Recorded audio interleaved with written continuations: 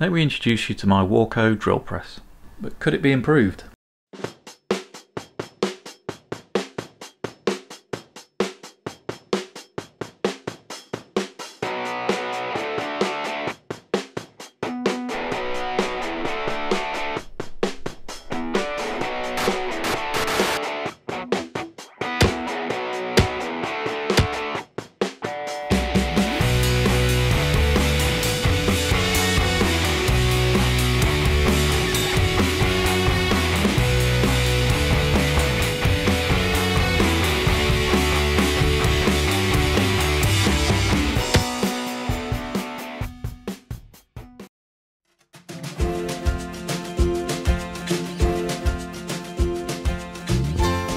Okay, so before we go too much further, I think we'll get these wall brackets made up, give some rigidity to the head, and then we can get the whole thing painted.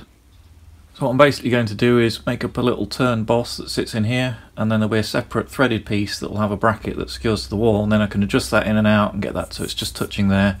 And then from this side we'll just put a lock bolt in there and hold that securely, same the other side, so it should help some of this shaking about. So it's made up of three basic parts. So we've got this wall plate, this will be screwed to the wall, and then that hole there will allow that little recess part to sit in there and be welded on. And then it's got a thread at this top end, M8, and that thread, onto that thread goes this little boss here, which is threaded all the way through, and it's got two little flats on it so you can tighten it up. So this will float and move backwards and forwards on here until it's just a tight fit against the machine, and then we'll lock that off there, and then there'll be a lock nut on this side. So those are basic parts. So I've already made a start on those bosses there, so I'll just turn those down on the lathe. You see they've got just M8 threads tapped all the way through the centre. And they started life as this pretty horrible hot rolled mild steel. It doesn't leave a very nice finish. You have to get a really heavy cut on it to get anything decent. It's not the greatest thing to work with, but it's what I had and did the job. So these are the usual operation of facing it off and putting the centre drill in, then boring them out to the right size.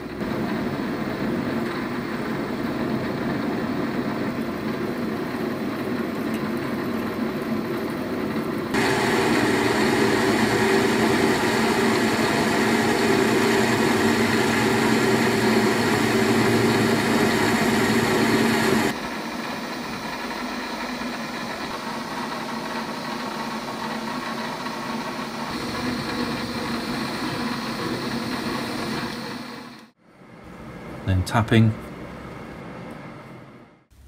and then it was just a matter of parting them off. Now because I wanted to do two, so I had two stuck out of the lathe, I was quite a long way from the chuck, and it was starting to chatter a little bit, and then this happened.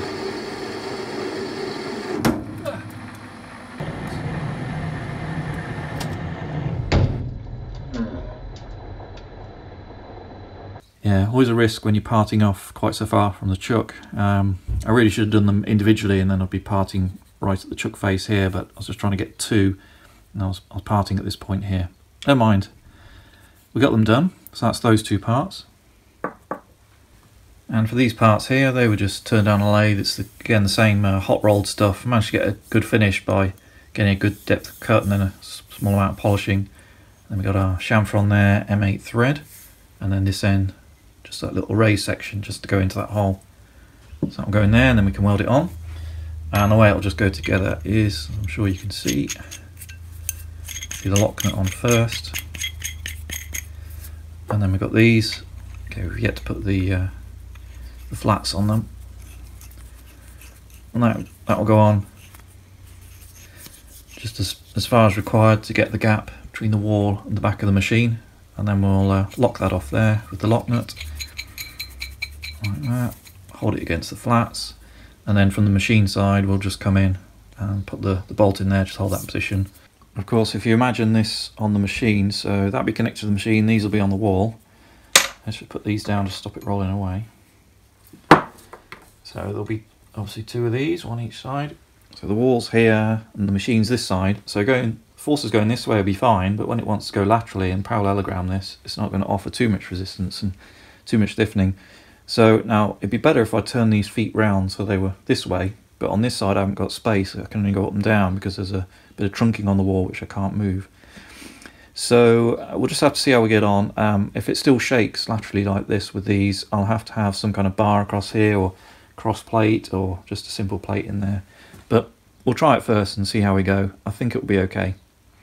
Right, let's get on with the flats on here. Okay, so here's the setup. So we've got a collet block. It's an ER32 collet block, a square one in the vise. I've got it flush there, so when we flip this 180 to do the other side, we can pick up that register there. We've got a 19mm collet in there holding the part, and then we've just got a little jack under here just to provide some support and stop it tipping down. I don't think the cutting forces will be that high, but just in case. Now what I haven't checked is I just need to make sure we've got clearance to come in here and actually machine this, and make sure we've got clearance to the spindle nut and doesn't hit this, otherwise we might have to pull it out a little bit.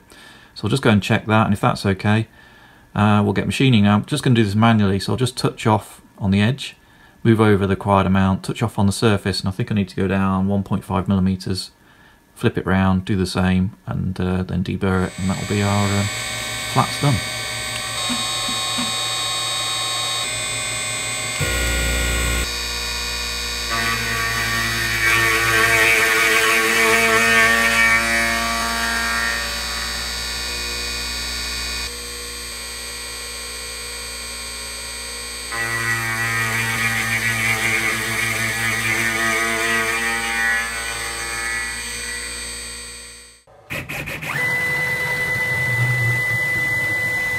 So what we've got to do now is just turn it 180, line it up with that edge there, and repeat. We'll have our two flats.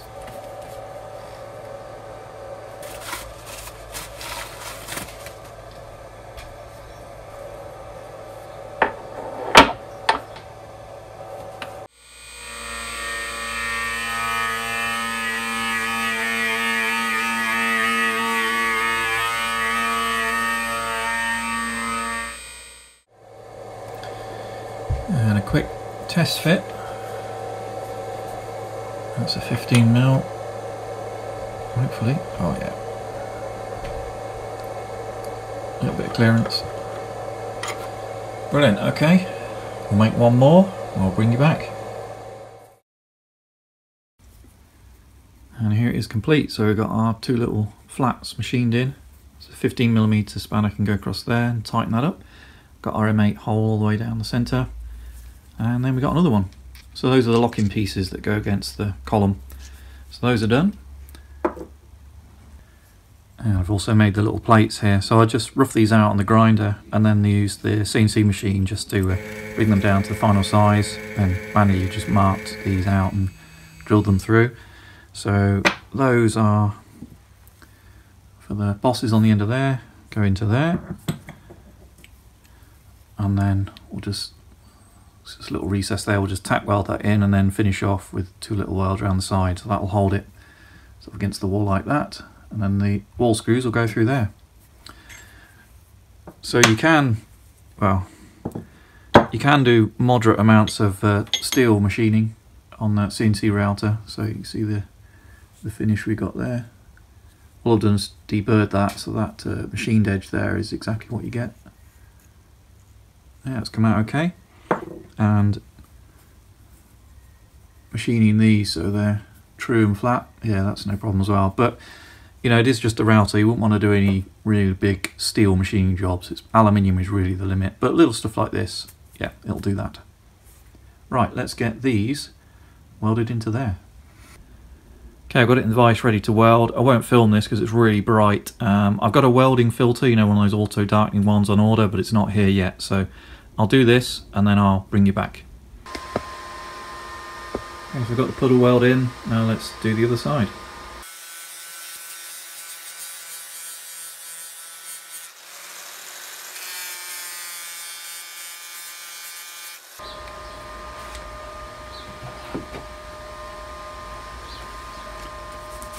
That didn't look too bad.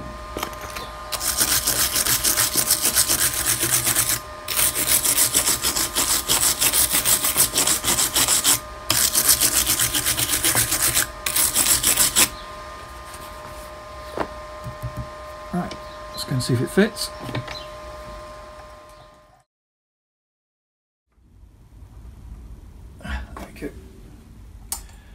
So you probably notice I've also given these a coat of paint, so it's that same gunmetal paint that I painted the handle with, and I painted these as well. So I've just screwed those to the wall.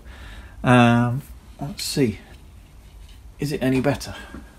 So certainly I've done both sides, so it's pretty solid fore aft, but laterally it's better. Yeah, it's still not great. Always takes longer to do things properly, doesn't it? Yeah, I think with just these two, it's probably it's not really enough. How about this? Is this any good? Ah, yeah, perfect. Thanks very much.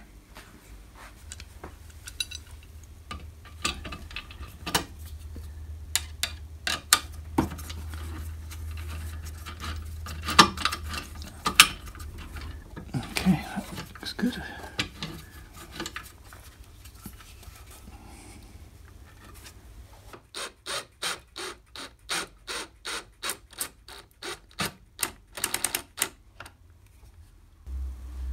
Now the critical thing is, does it wobble any less?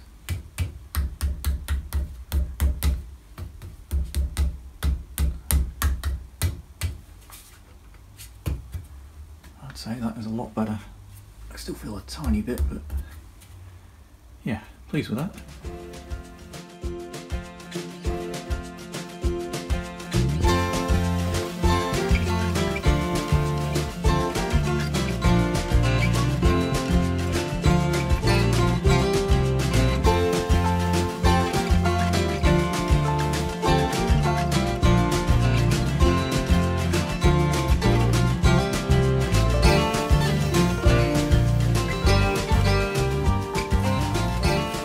The next part to make is this bracket which holds the lower ball screw. This is the floating end of the ball screw, the Ff12 end. So this goes right at the bottom. So here's the ball screw. So you've got the top part there, which bolts into one of the upper blocks, and you've got the ball nut itself, and then the lower floating end down here, that will sit into there and be bolted in through those 4 holes, and then that holds it against the side frame there. That's the lower end of the ball screw. So to make that, so it's out of 10mm plate, and the total stock size, the finished stock size, is 45 by 74. So I was having a look around in my scrap box, and I've got this really weird shaped piece, that bit there, and as luck would have it, this little bit down here is just large enough, so I need 45 by 74. So yeah, I'll easily get that out. So something like 74, somewhere about there. So I'll be a bit like that. Yeah, and that hole there. Yeah, so what I think I'll do, I'll crop this off, and then I can clamp it down and get some of the first holes bored out in the centre, and then I can hold it in the centre and I can finish around the profile. Those of you who watch the go-kart build series from my daughter might recognise this. Actually, this was the main chassis plate that all the motor and all the bits and pieces of the axle are bolted to. So, you know, save all the scraps, and you never know when they might come in handy. Right, so let's chop that off there, set it up on the CNC machine, and we can get started. Okay, so I've got the workpiece clamped down to the spoil board there, and then I've just drilled out the first 4 holes and used some screws just to hold that down, give it maximum rigidity. So those are the holes that will become threaded holes that hold the ball nut on. So let's adaptive out the centre there and then finish that, and then we can do the profile.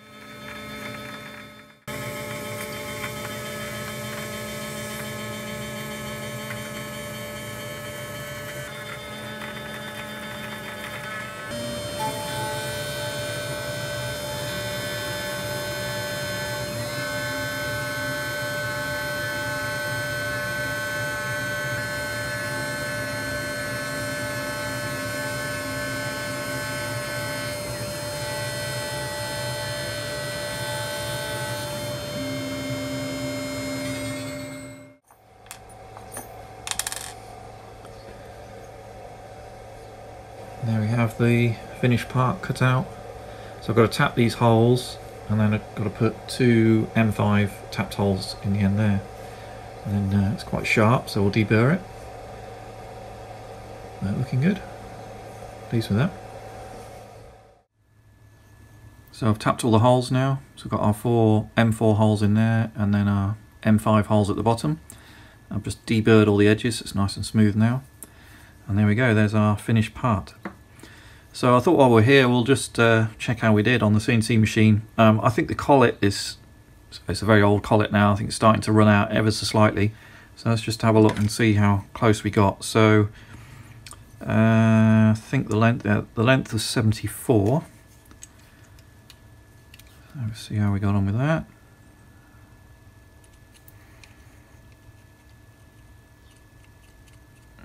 Just touching there.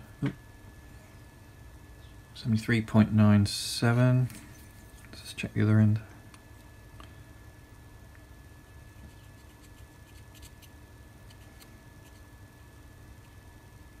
It's just catching there. It's there, yeah. 73.97 there. So 0.03 under. I mean, it won't affect the function of the part. I'm just interested to see how we got on. And then 45 across the width.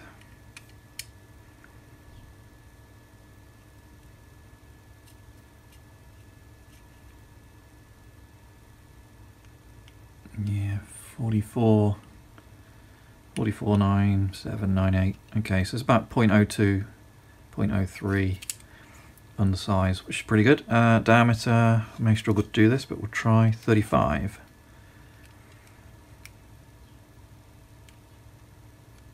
It's not the best way to do it, but we'll see how we go. It's only a clearance, so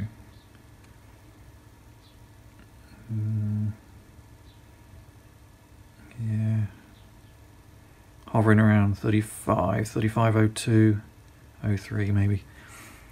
Yeah, it's pretty good. Certainly a lot better than I can do by hand. So right, so that's another part finished. Let's go and put it on the machine.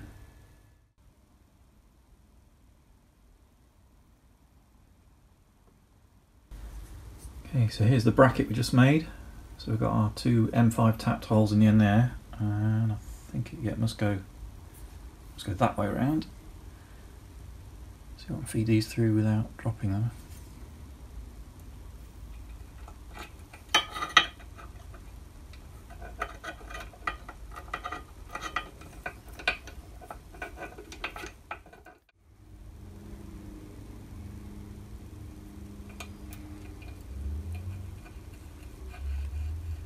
Oh, did I get lucky?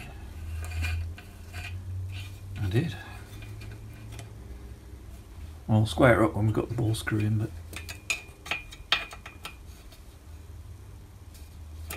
there we go. Yeah, it's under flush from there, so that's fine.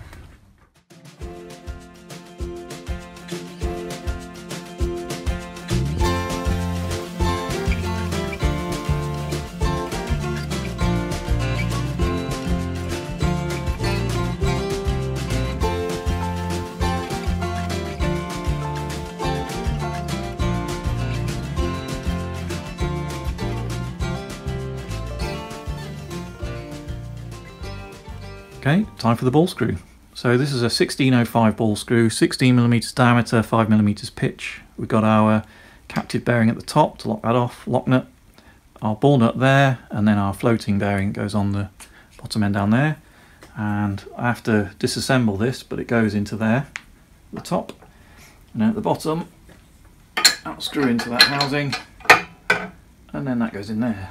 A couple of problems, some of which you can clearly see. One is it's too long, so I've got to machine this down to the right length. Second thing, not so obvious, but this ball nut is the wrong way around. It needs to be the other way, so the flange is on the lower part. The nut sits, the adapter bracket for the nut sits on top.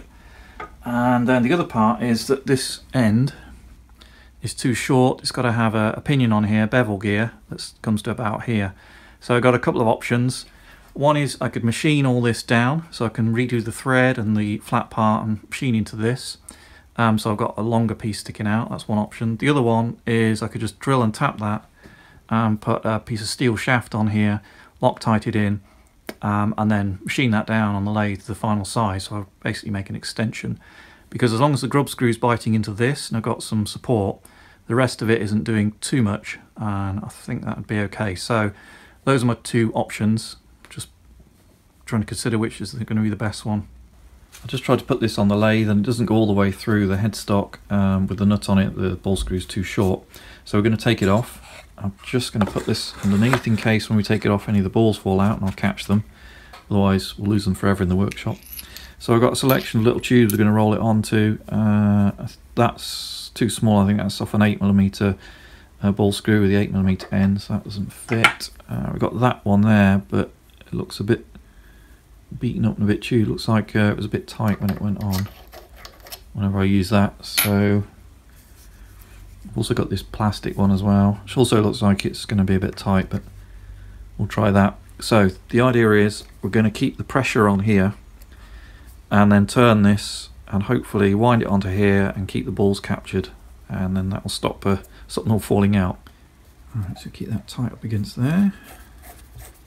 And if they do fall out, well, it's not the end of the world. I'll just take the opportunity to take it apart and give it a good clean, because they're usually full of grinding dust. Oh, that's going on okay.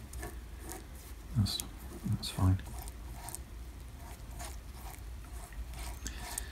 Now it is important you don't lose the balls, because they match the size of these balls very precisely with these. It's like when they roll these threads, they're not absolutely completely perfect. There's some very slight variations. So they actually have tuning kits, so they tune the balls to match these valleys in here. So it's important you keep hold of them, because it's a bit of a nightmare to find the exact sizes. Plus you usually have to buy them in sets of like 50 or something. Right, there we got that, so I'll just put a cable tie through there to stop me losing that. And now we can put it in the lathe. There we go, something like that. Keep that nice and secure. Right, I've just got it set up in the 4-jaw. I found the 3-jaw, it wasn't quite running concentric, so I've managed to dial that in. So as you can see, it's pretty close now. I don't think I can get it any better than that. It's within about 0.01, which is fine. You'll also see I'm gripping directly on the ball screw threads. Well, on the top here is not the critical dimension, it's the bit of valley down there, and these are reasonably hard. I've had no issue doing this many times in the past. If you're worried, you can put some brass shims in there. I just want to make sure I get a really good grip, especially when I come to do the threading part, so this doesn't slip. Right, so I think we're all set there. And we've got just enough stick out. We basically need to replicate these dimensions but further down to give us a longer blank section there. So I think we needed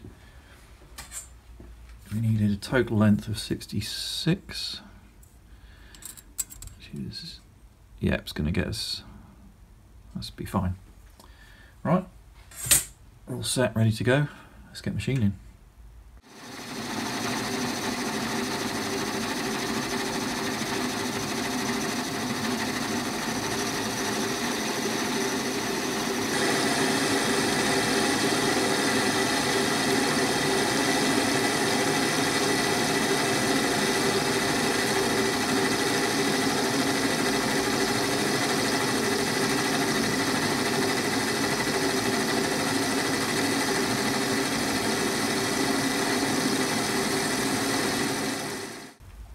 So we're looking for just slightly under 12mm to go into the 12mm bearings. So 11.98, line 9 will be fine. Yeah, we'll take that. So the next thing we need to do is turn this section down to allow us to put the M12 tap thread on it. So I'll turn it down to about 11.93 for a length of, I think it's 45mm, brings us about here. Then we'll run the M12x1 fine tap down there. So just one thing to watch out for if you're turning your own threads on the lathe for ball screws, it's a very fine thread on the M12, it's M12x1, so an M12 is typically a lot coarser than that. So you may need to buy a special die. And then the last operation is we turn this 10mm shaft through here for a length of 30mm, which was the whole point in this. Just gives us some much more engagement into the beveled gear that's going to go on the end there. Right, let's turn this down and then run the thread down it.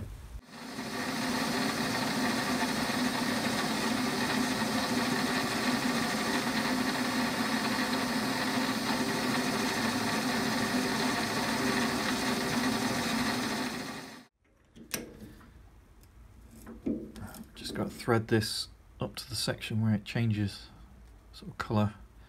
So that's the depth we need.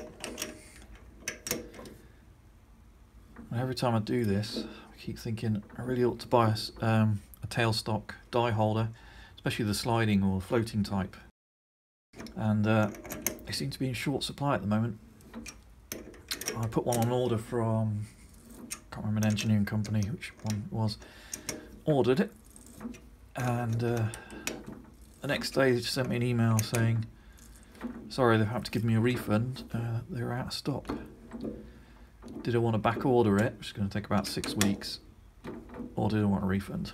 And I said, alright, give me a refund, thinking I'll just go and find one somewhere else, but I can't find one anywhere at the moment. Kind of wish I'd just kept my order in and just waited. Anyway, this won't take long. Sorry, I keep knocking the camera into it. To give you a good view, I'm basically got it right in front of me. How are we doing? Looks about right.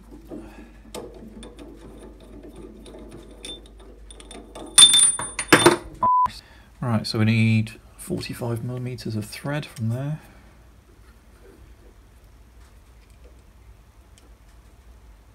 Yeah, that'll be fine. Alright, before we go too much further, we'll just make sure the bearing goes on there and the nut.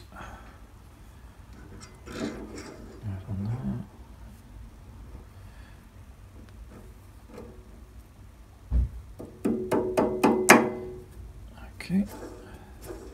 Looks okay. This pin's pretty concentric. Okay, that's nice. And then the nut. So they have a machine face on there, so you need to get that facing that way onto that collar.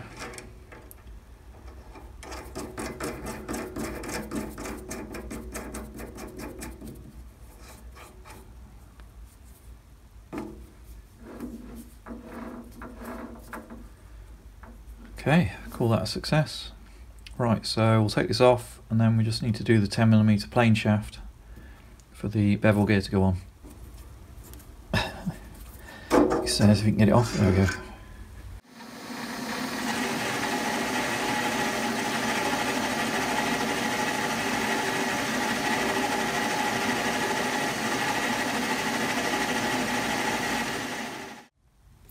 Okay, so the original shaft was around 10. Okay, 9.99, and then the newly machined shaft. Yeah, 9.99.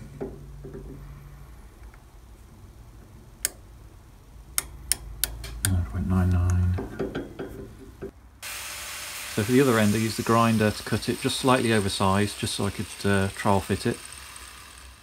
Then I put the ball screw in position and marked across from the floating end bearing. Put a bit of tape on it, and then I knew that bearing was set inside there, recessed about 2.5mm. This is the floating end, so I just need to make sure I machine enough of a journal on there so the bearings captured it radially. I don't need to seat up to a shoulder. So we're back on the lathe and machining that floating end. There was no easy way to make this centered in the 4-jaw, so I just made sure the 2 jaws I loosened to get the ball screw out. I tightened those back up, so hopefully it was pretty close. I did a quick check to see where I ended up just by rotating the chuck manually and then finding the low spot and making sure it was somewhere around 0, plus or minus a little bit. I was happy to give a little bit of tolerance there.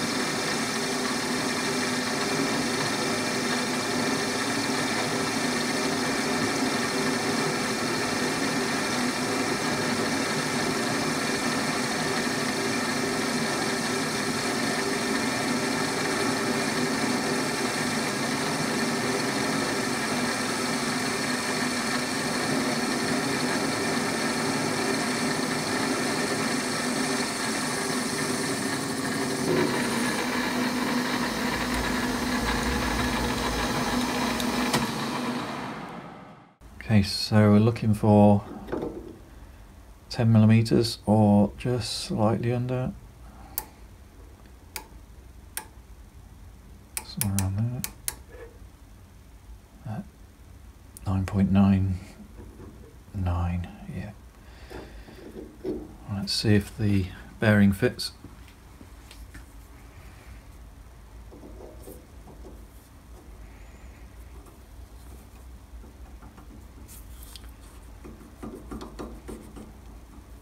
Might be a burr on the end. There we go. Yeah, I'll go with that.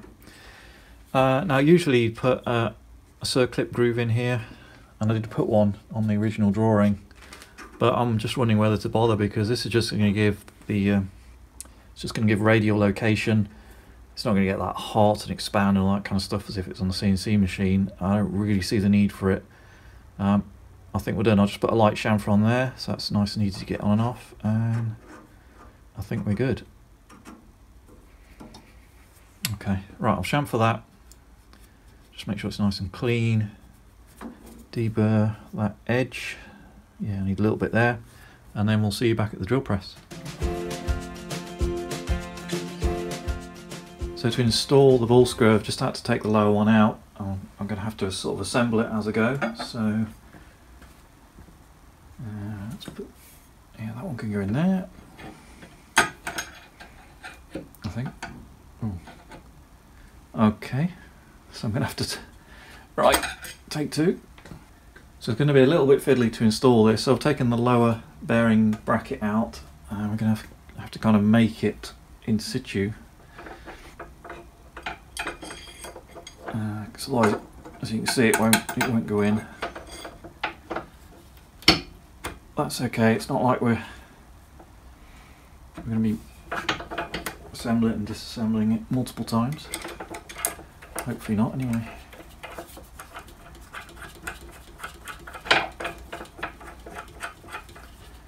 Put a lock nut on at the top. These are M4 screws with Allen heads on. Actually, I'll leave it loose just so it can self-center. Right, so that's not going to fall down now. Okay. Yeah, not that one. That one. Okay.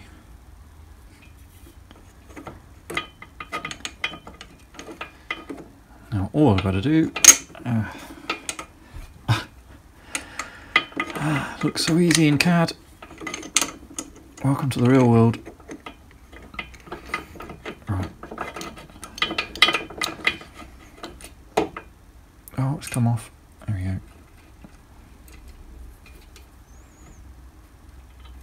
Somewhere there. Oh. Right, got a couple of threads on. That's a good start. I think we've got it now. It's just risen up at the top. There we go. What's that light for? End float. Oops. So I've got that about right. I wasn't too worried about coming up to that shoulder. I didn't mind. It looks like I've got about 0.5 mm free, which is fine. Right, let's get the other one in. Yeah, we got it. Right, somewhere there. Yeah, very pleased with how that turned out. Looks like it's going to work all right. Okay, that's it for this episode. So we managed to get these side pieces sprayed up. Managed to get the head bolted to the wall on this side, that side, and that lateral brace that other me made. Okay, we also managed to get the ball screw machine down, so we've got a little bit more free length here. Got the other end machine down as well, and made this lower bracket. Looks like, yeah, that's going to work really nicely. So I think next time we'll get the ball nut mounted on there, and then we need to make the block or the bracket that comes out of there and goes onto the XY table. Here's the drawing for that piece. So this is upside down, but there will be this big solid billet of aluminium be machined to take the bore nut into there, and then this part here will stick out this way and pick up on the back of the table. So to make that, I've got this pretty solid piece of aluminium, pretty chunky piece. Can't quite remember where I got that from. I'm sure it'll come back to me. Anyway, so we got that and that to make. Thanks for joining me, and I'll see you on the next one.